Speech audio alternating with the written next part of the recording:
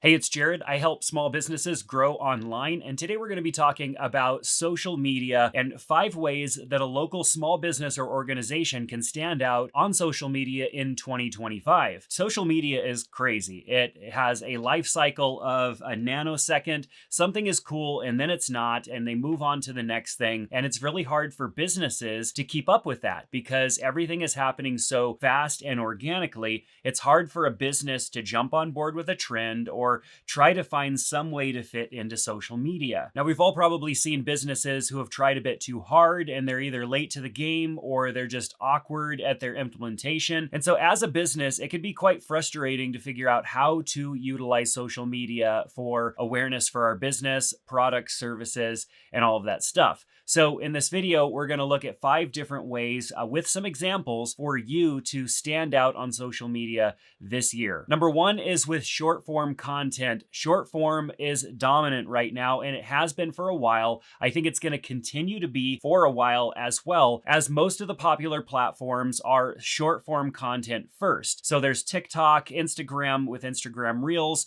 and even YouTube, which YouTube has longer form content, but definitely pushes a lot of short form content. And that portion of their platform has been growing the most. We've also seen Facebook make a lot of changes to what they show as well, focusing on a lot of short form video content. So here are a few different ways that your business can utilize short form content. One example is a restaurant. If you're a restaurant, you can prepare a dish in a short 15 to 30-second video, maybe with a little bit of spoken word in the background explaining the dish. Maybe the chef is doing that, or you're using something else to do maybe a little bit of a voiceover and edit that together. There's a popular restaurant called Ataku Ramen, I think I'm saying that correctly, and they've successfully combined anime culture with behind the scenes ramen preparation videos, and they are taken off on social media. They're a great example of taking something that's already popular, combining it with what they do to get more visibility. Retail stores could film the unboxing and do a product showcase of new things that they've got in stock. It's always exciting to showcase new merchandise. You could do styling tutorials, setup tutorials, and highlight new or seasonal items with creative transitions or trending sounds. Service-based businesses can focus on before and afters, showcasing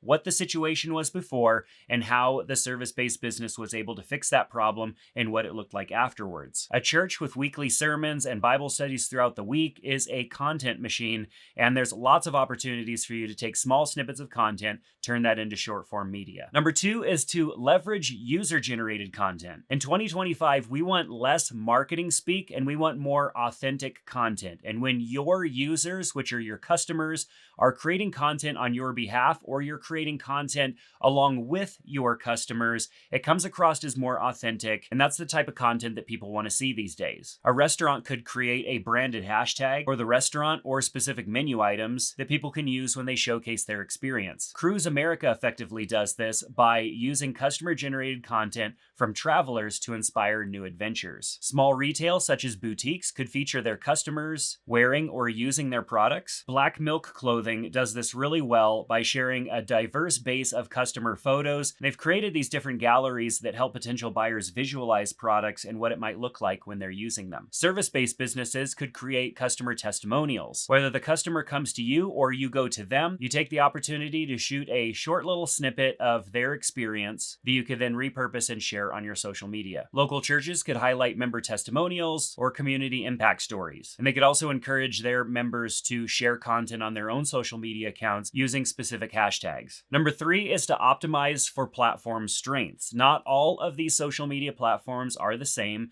nor is the content that's on them. Even though short form content works really well across most of them, what you would talk about on these different platforms might be a little bit different depending on whether you're posting to TikTok, Instagram, Facebook, YouTube. You get the idea. A local restaurant might prioritize Instagram for food photography and aesthetics, like Eataly's visually aesthetic feed. TikTok is more for fun run and gun behind the scenes, and Facebook is more for local engagement and events. Small retail might prioritize Instagram and TikTok for product showcases, LinkedIn for business-to-business connections, and Facebook for local community building. Service-based businesses could utilize LinkedIn for professional credibility, like Arbeat's business owner highlight videos, and Instagram TikTok for service-based demonstrations. Number four is to share authentic behind-the-scenes content. People really like to see what's going on behind the scenes, it allows them to see how things are done, essentially how the sausage is made, and it's really fun. I follow a handful of these accounts on TikTok and Instagram because it's really neat to see the process behind the output. Most of us are really intrigued by the way that things are done, and we love short showcases of the process. A restaurant could show kitchen operations, ingredient sourcing, staff personalities. Pizza Express effectively showcases their summer sessions events and employee culture. Small retail could document the product journey from conception to shelf. They can introduce team members and also give the business's origin story. A service-based business could create a day in the life of one of their service techs and also showcase team structure and team building. Crown effectively uses personnel posts spotlighting their team members. Number 5 is to make sure that you're building interactive communities, not just gaining followers. In 2025, it's all about building communities. Just simply having followers doesn't do a whole lot. Social media is very voyeuristic, so we're just watching and scrolling through different things. But when there's something that we can engage with beyond the initial video or piece of content, then it draws us in and we're able to interact with the business or organization better. So community building is really important in 2025. A few examples of that might be a restaurant using Instagram polls to let followers vote on new menu items or seasonal specials. Dunkin' Donuts effectively uses relatable, interactive content to connect with their audiences. Small retail could run social media contests, host virtual shopping events, or create exclusive membership groups. Escort Foods created their own hashtag and holiday, Escort National Hot Dog Day,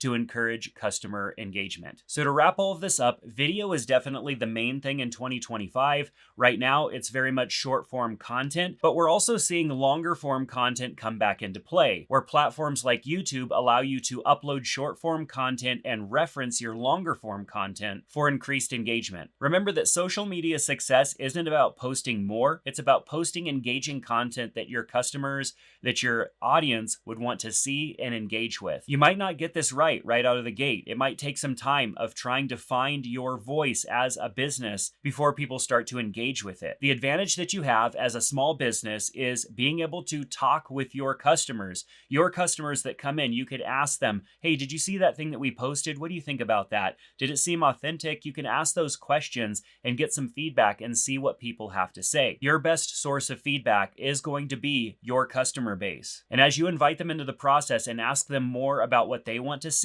they're going to be more interested in seeing what you put out and sharing it with others. So those are 5 ways that local small businesses and organizations can stand out on social media in 2025. If you want to connect with us or get more tips, head on over to hillmediagroup.com and sign up for our newsletter. Thanks for being here, and we'll see you back in the next one. Take care.